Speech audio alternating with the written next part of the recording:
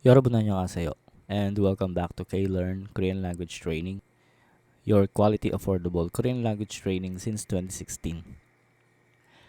Hello po sa lahat, and as you can see sa screen natin ay may nakasulat na scam alert. Okay, so scam alert. So meron nag-reach out sa akin na scam sila. Okay, and then nagbayad daw sila ng 60,000 pag babae, then 70,000 pag lalaki. Okay, so una sa lahat, si K-Learn Korean Language Training po ay sumusunod sa process ng DMW or yung process ng DMW at HRD Korea ang sinusunod namin. At kailangan nyo mag-aral at makapasa sa exam. Walang placement fee. Okay? Kung mapapansin natin sa mga video ko, walang placement fee ang pag-abroad sa South Korea. So ngayon, ang ginawa ng scammer sa mga tao na to, sa mga nag-reach out sa akin, is kumukuha sila ng mga post ng mga learning center. Like for example, ako kasi pinost ko yung visa ko nung 2014. Okay?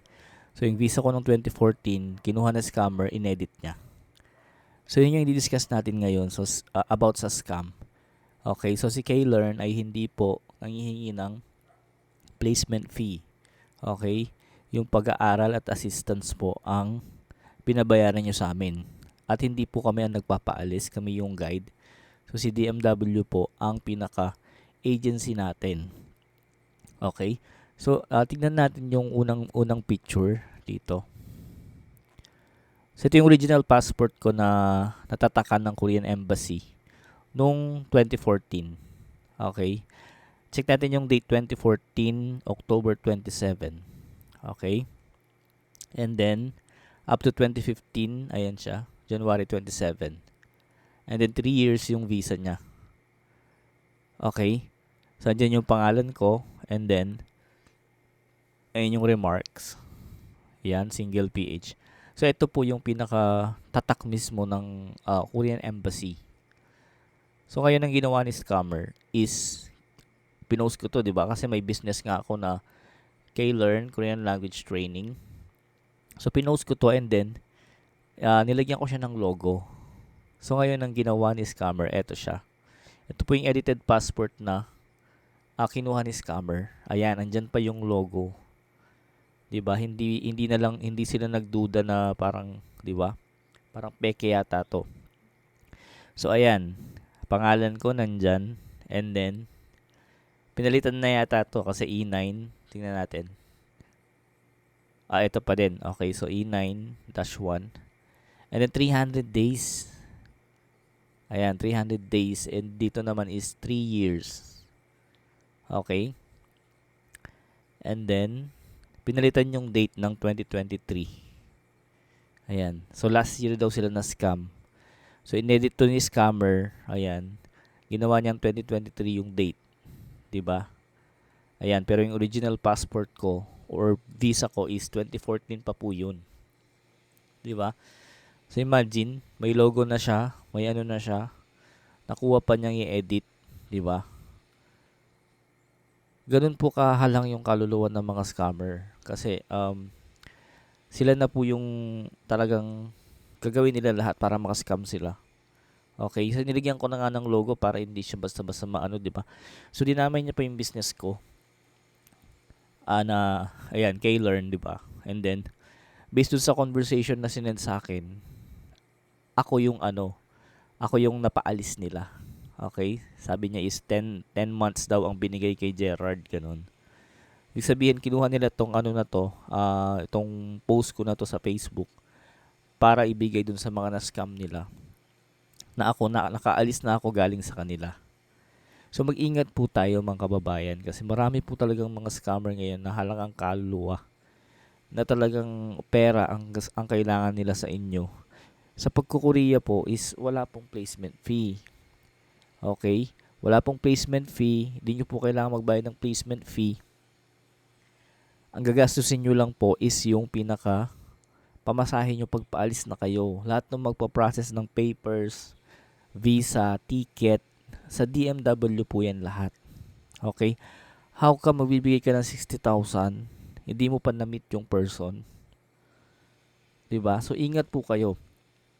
Kaya pala merong mga nagme-message sa akin or nagko-comment sa akin na parang scam daw kami. Siguro isa sila sa na-scam nila. Okay, kasi 13 daw sila in total. So sabi ko kung ano na ba kayo sa DMW, hindi naman daw, 'di ba? So napaka-obvious naman, 'di ba? Ayan oh, edited.